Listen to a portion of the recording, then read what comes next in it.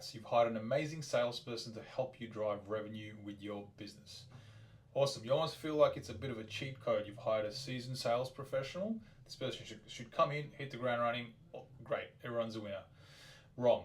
If this person isn't onboarded properly in the first 3 months, this whole thing could be a disaster. So these first 3 months are crucially important.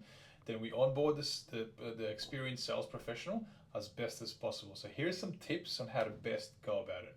Tip number 1, set some clear structure without bombarding them with information or micromanaging them. So set clear expectations from the start. Number of KPIs that need to be reached, sales targets that need to be achieved in the first 3 to 6 months, and what they need to do to achieve this. Basically a basic sales process to plug into. What's been working for the previous sales reps? What's been working with some of the current sales reps?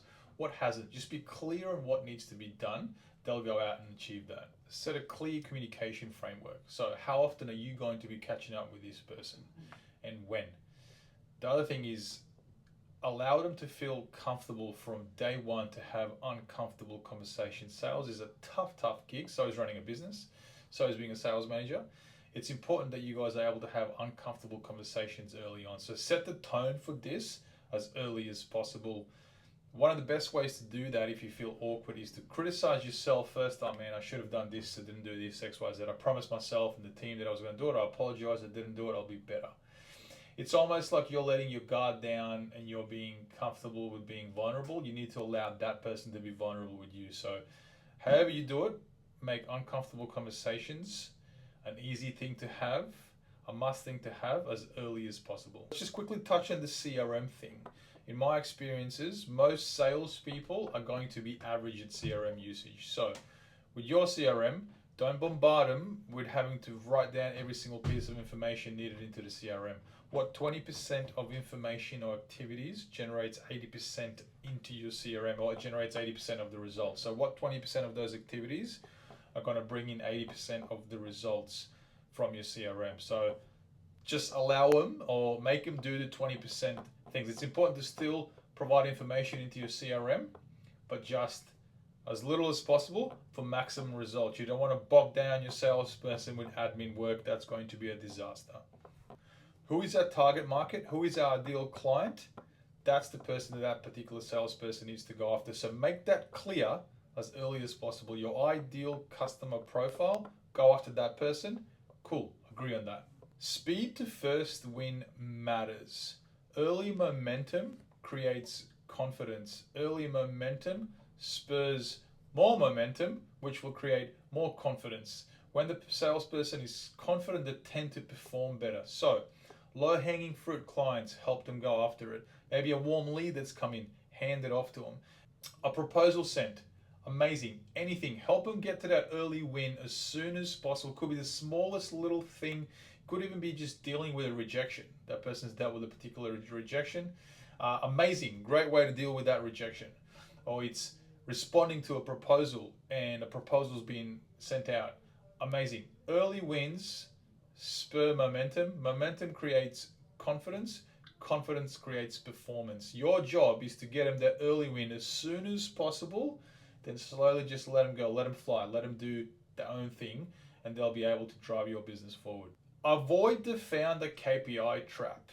You know what the founder KPI trap is? This particular founder's grown their business because they work day and night. Amazing. Now let me hire a salesperson so they can do all the sales stuff that I did and I'll go do other things. That never works. No one's going to run your business like you have. Same thing applies to sales managers, sales directors. Make sure you're not plucking the KPIs out of thin air. Don't talk to AI about what's the best KPIs for XYZ product. Make sure your KPIs are realistic. In fact, lower the KPIs early on. To my first point earlier, early wins creates momentum. Momentum creates confidence. Confidence creates performance. Lower the KPIs in the first 2 weeks. Great, they've achieved it. Awesome, let's up the KPIs now. So slowly drip feed more and more KPIs, but don't just bombard them with 15,000 million gazillion calls that they need to make early on. It's just going to be paralysis by analysis, as they say. Oh my God, all these calls, I can't do this. No, slow momentum, slow on the KPIs. Easy KPIs drives further growth. Allows you to create more KPIs later on. The biggest thing is clarity is the biggest onboarding superpower.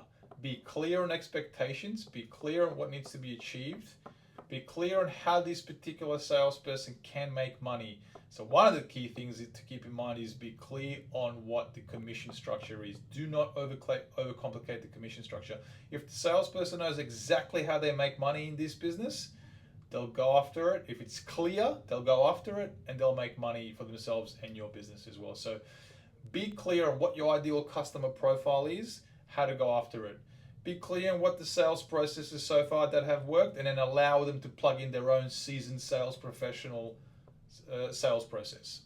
Be clear on what the commission structure is, and be clear on how they can make money for themselves. When they're clear on how to make money for themselves, they'll make money for you and your business. Nail the onboarding in the first 3 months. It's crucially important. Don't just let this person go. Like, yep, they're a seasoned sales professional.